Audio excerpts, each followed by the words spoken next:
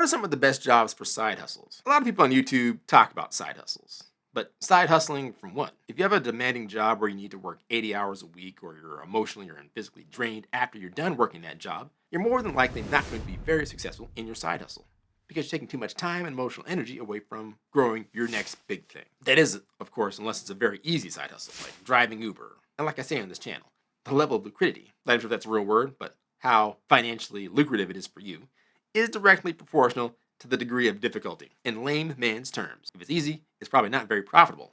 On the inverse, if the job is pretty difficult on you, there's a good chance it's paying you well also. But remember, one of the keys to financial independence is to continually grow your income. And if you do not have the opportunity to grow a side income along with your main income, then you're severely limiting your financial prospects no matter how much you're getting paid. So with that, let's talk about the top jobs for side hustles. How would one determine what is a good job for a side hustle? Well, that would be a job that pays you enough to support your needs and your wants, with enough left over to fund extra costs that one normally would associate with side hustling.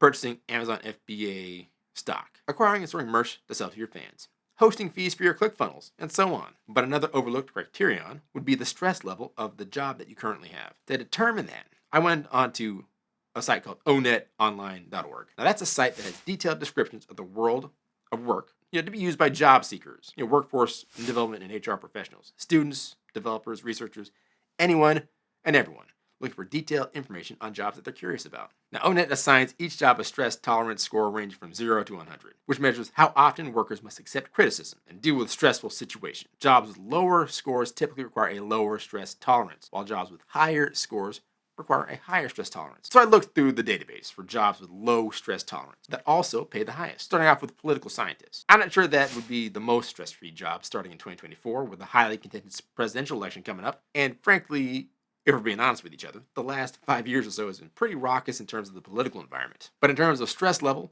and reward level, this one is right up there with an Onet rating of 61 and a median salary of just over $122,000. So you should be able to make enough money to support your side hustle itch and keep your stress levels to a minimum. Again, it's probably less stressful during non-election years, so probably a good thing to consider for next year, 2025. One downside to this occupation is that it requires at least a bachelor's degree in poli-sci for entry-level positions and master's and PhDs for higher-paying positions. So getting into debt to get this degree could be problematic for overall financial health. So keep that in mind as well. Next up is orthodontist. If you ever had braces like yours truly, this occupation is going to sound familiar. These are the folks that put the braces on your jagged, misshapen teeth and straighten them out so you look like a Hollywood movie star. And Onet has them rated at 67 in terms of stress levels, but a median salary of $280,000 a year. Slightly higher stress levels, but much more pay, giving you much more room to implement your side hustle strategy. Like the first example, the downside with this occupation is the requirement of a bachelor's and 2 to 4 years of residency before you can start raking in the dough. So again, you'd be loading up on debt, which would affect your financial future. Keep that in mind. Then you have a purchasing manager with a stress tolerance of 76 and a median salary of $127,000.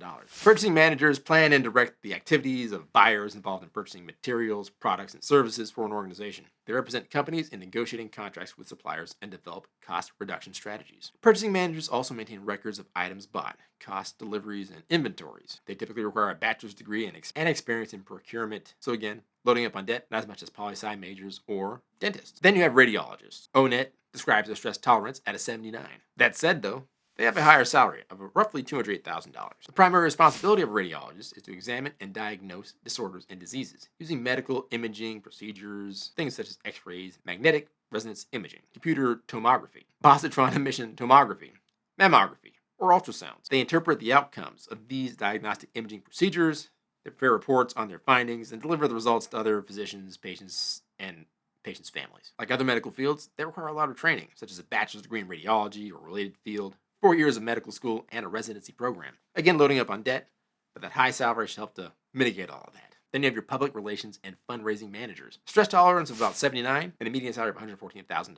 Now, public relations managers plan and coordinate activities and materials that will improve the public image of their client using press releases, advertising, and promotion programs, often tasked with planning and coordinating fundraising strategies to solicit funds for special projects or nonprofits. This can include meeting with donors, applying for grants, and managing the progress of achieving an organization's fundraising goals. Sounds not too bad, right? And the requirements for training is typically not that bad. Typically, a bachelor's degree in public relations, communications, fundraising, or a related field. Then you have software developers, known to have a stress tolerance of 75 and a median salary of $110,000. Software developers specialize in creating and modifying computer or application software. Similar to the thing that you're watching right now. They create the applications that run on computers and other devices, such as your smartphone. Personally, I'm not so sure why Onet says that the stress level is so low. As a software developer myself, I can tell you that stress can be relatively high, but it must be one of those things that it depends on the industry that you're in as a software developer. In any case, these are some of the best jobs for you to have if you're going to have a side hustle for reasons that I described above. They pay you well enough to support your side hustle income, and they also are not as stressful, giving you the time and the energy and the motivation to work on your side hustle when your main gig is done. Speaking of side hustles, take a look at the video you see on the screen right now. And remember, a goal without a plan is a wish. A goal with a plan and no action is a wish list. Derek West for Finance Squared. Like, subscribe, click the notification bell, and I'll catch you in the next video. Peace.